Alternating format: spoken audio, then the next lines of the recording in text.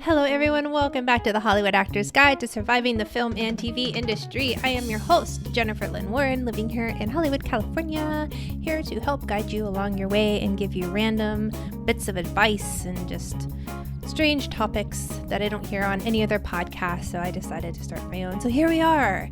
And today we're going to talk about something that I've noticed with the actors. So there's like two types of actors.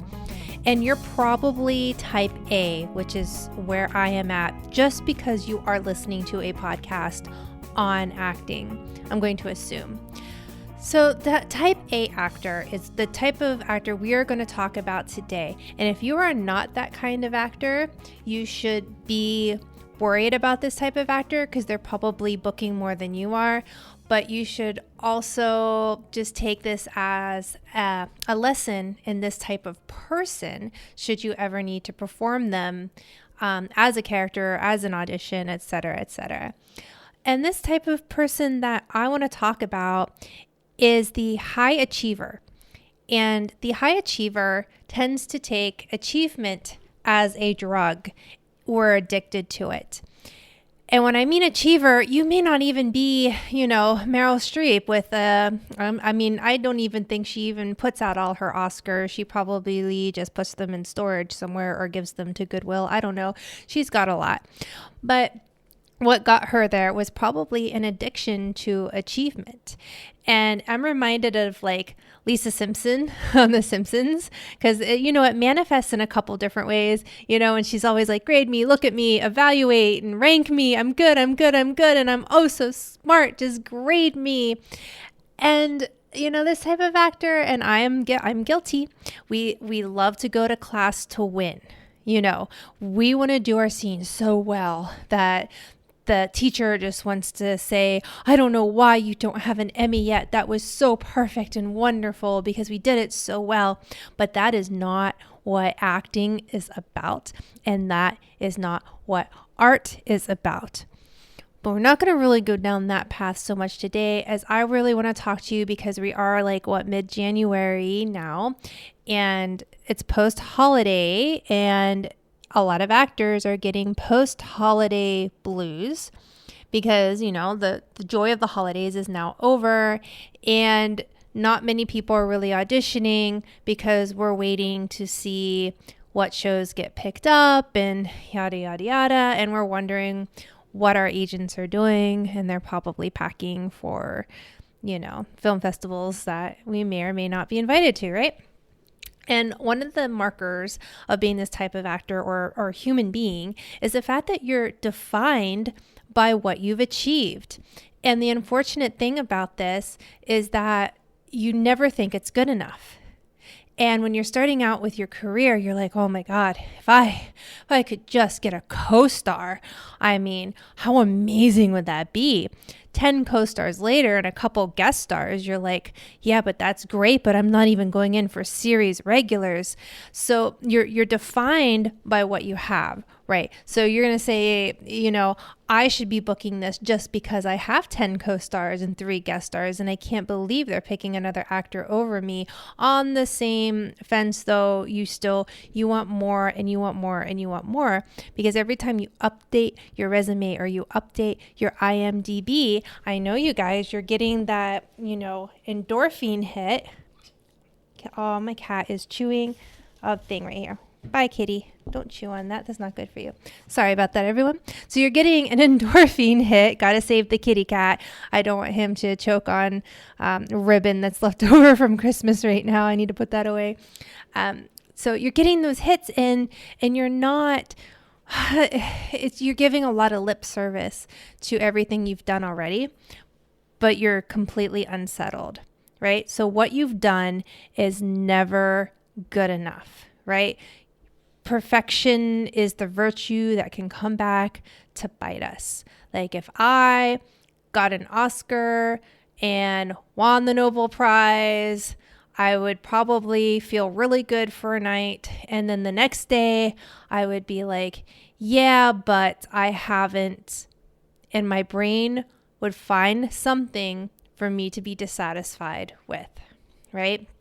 And the other thing about us is that if you take away all of our gold stars, it's almost like there's this gap and you're not sure what's left, right? If you can't show someone like, look at these roles I've booked and look at all these, I did this X number of auditions this week. If you don't have that, I see a lot of actors, and myself included, we kind of feel empty when that number is 0.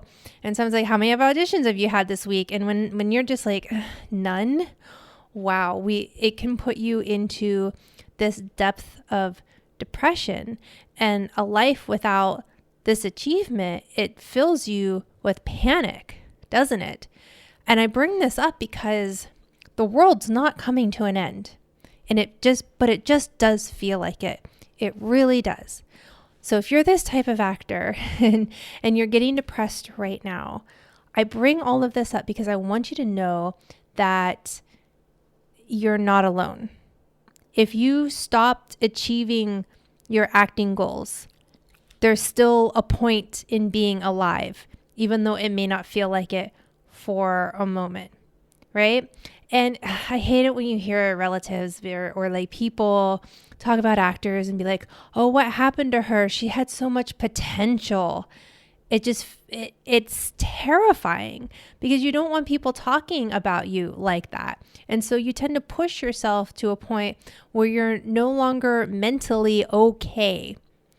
And I'm here to give you a warning sign. So if this is you, I really want you to really start analyzing about whether or not you feel that achievements are what make you feel worthy of love. And I am very, very guilty of this, where I've had these crazy fantasies where I'm like, oh, if I was the star of a Marvel movie, I could have any man I wanted, or that old flame that, he's going to be really upset he ever broke up with me. Tell me you haven't thought these things, because I know you have. And some of us do it even worse than others. And it's normal, but it's not healthy, right? We tend to take failures and setbacks, we take them very, very poorly. We tend to do a self-comparison with other people constantly, because if you're like, oh, I graduated college at the same time that this person did, but this person has, more guest stars than I do, you need to realize a lot of that has to do with luck, and, they just had a certain look and they were in the right place in the right time. And that always has very little to do with talent. So if you are one of those people that sees high achievement as a drug and you're addicted to it, and that's how you feel loved, and that is how you feel important, I want you to know that you are not the only one, but to maybe take this moment and realize that there are other things to be grateful for, and there are other things other than how far you are in your career or how far you think you should be in your career that makes you an important person, that makes you a good friend, that makes you a good son or daughter or mother or whatever you are, however else you define yourself. And those really, really dark moments, look at everything else in your life, because your closest friends, your real friends, could care less how many movies you've been in. They really could. If they're your real friend, they could care less. And in those dark moments, surround yourself with those people that don't care about your achievements. Give yourself a break every now and then and just breathe.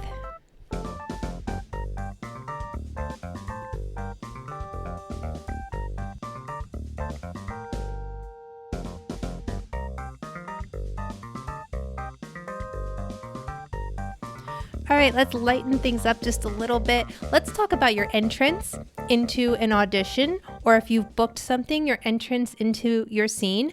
You need to work on your entrance because it's your launch. Even the entrance into the room upon which or in which you are auditioning, how you're presenting yourself, how you're walking in before you even say hello, I highly recommend that you rehearse it. It sounds silly, but rehearse it, because it's going to put the first impression into their minds. It's going to tell them whether or not you're confident, whether or not you're a nice person. And if you put that into your muscle memory and your emotional memory, then all of that's going to flow into your audition and your performance as well.